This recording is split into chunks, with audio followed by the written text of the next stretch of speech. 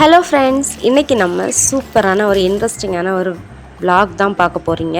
வாங்க என்ன பண்ணேன் 3 டேஸாக வந்து ஒரே மேரேஜ் ஃபங்க்ஷன். ஸோ பிஸியாக இருந்துச்சு, வீடியோஸே போட முடியல. ஸோ அன்றைக்கி என்னெல்லாம் பண்ணேன் அப்படிங்கிற வீடியோஸை தான் நம்ம இன்றைக்கி பார்க்கலாம். சின்ன சின்ன கிளிப்பிங்ஸ் தான், சூப்பராக இன்ட்ரெஸ்டிங்காக இருக்கும். வாங்க வீடியோக்குள்ளே போகலாம்.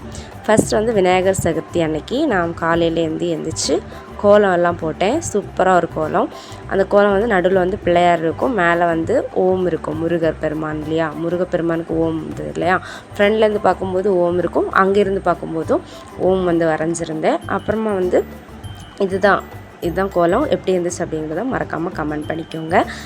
சூப்பராக வந்து கோலம் வந்து காலையில் போட்டு முடிச்ச அப்புறமா பக்கத்துலேயே வந்து எங்கள் ஊரில் வந்து ஒரு கோவிலில் வந்து கோமம் எல்லாம் நடந்துச்சு.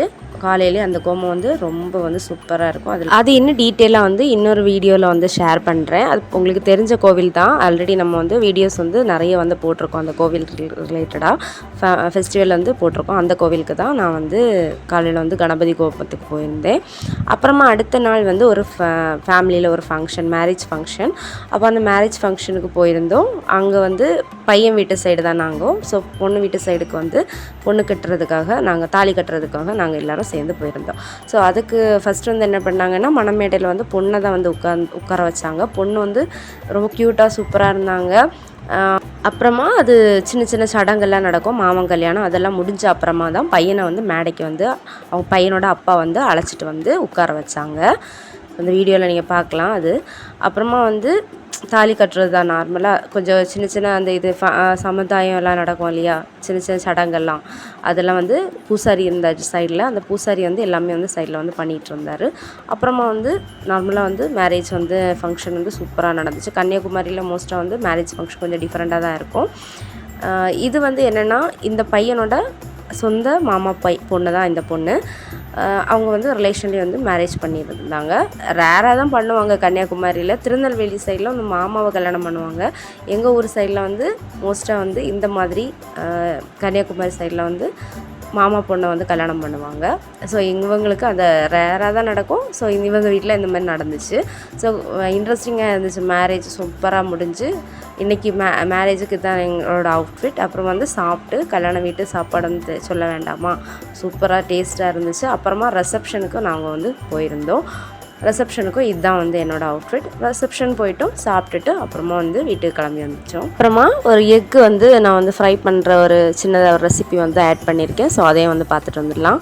2 முட்டையை வந்து உடச்சி ஊற்றிக்கோங்க. நான் இன்றைக்கி வந்து நாட்டுக்கோழி முட்டை தான் எடுத்திருக்கேன். நாட்டுக்கோழி முட்டை வந்து எடுத்திங்கன்னா ரொம்ப நல்லாயிருக்கும். அது ஹெல்த்துக்கு, உடம்புக்கு நல்லது.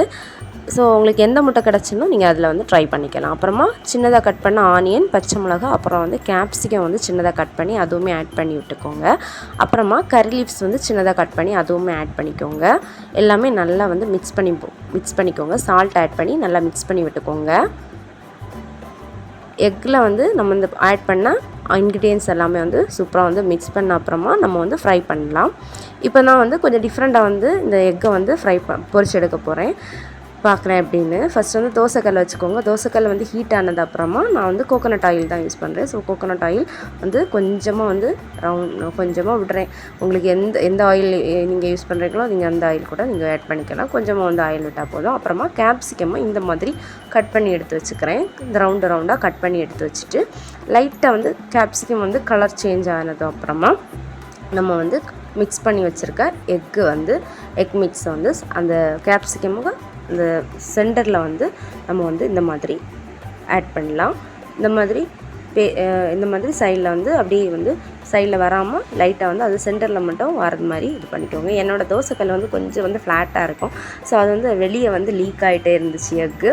அப்புறம் வந்து ஃப்ரை பண்ணும்போது அது வந்து கொஞ்சம் ஃப்ரை ஆன அப்புறமா அது வந்து கொஞ்சம் திக்காயிடும் இல்லையா. ஸோ அது வந்து கரெக்டாக வந்துச்சு. உங்களுக்கு வந்து நீங்களும் வந்து அது மாதிரி வந்து பண்ணிக்கோங்க. ஸோ இப்படி இருந்தாலுமே டேஸ்ட்டு நல்லா தான் இருந்துச்சு. எனக்கு நல்லா தான் வந்துச்சு. 1 2 வந்து அப்படி இருக்கும்போது சைடில் உள்ளதை நம்ம வந்து எக்கு தானே, ஸோ வந்து சாப்பிட்டுக்கலாம், எந்த பிரச்சனையும் இல்லை. ஸோ அந்த மாதிரி இருந்துச்சு. சூப்பராக இருந்துச்சு டேஸ்ட்டு. கண்டிப்பாக இதை நீங்கள் உங்கள் வீட்டில் ட்ரை பண்ணி பாருங்கள். ஒரு 2 மினிட்ஸில் வந்து ஃப்ரை ஆயிரும். சூப்பராக வந்து ரசம், ஒயிட் ரைஸ் கூட இதை வந்து சைட் டிஷ்ஷாக வச்சு சாப்பிட்லாம். சூப்பராக டேஸ்ட்டாக இருந்துச்சு. ஸோ கண்டிப்பாக இதை நீங்கள் ட்ரை பண்ணி பாருங்கள். இன்னும் சூப்பராக இன்ட்ரெஸ்டிங்கான வீடியோவோட நான் உங்களை மீட் பண்ணுறேன். அது வரைக்கும் டாட்டா பாய் பாய். இந்த வீடியோ உங்களுக்கு எல்லாருக்கும் பிடிச்சிருந்துச்சுன்னா கண்டிப்பாக லைக் பண்ணுங்கள், ஷேர் பண்ணுங்கள். அப்புறமா நம்ம சேனலை சப்ஸ்கிரைப் பண்ணாதவங்க சப்ஸ்கிரைப் பண்ணிக்கோங்க. தேங்க்ஸ் ஃபார் வாட்சிங்.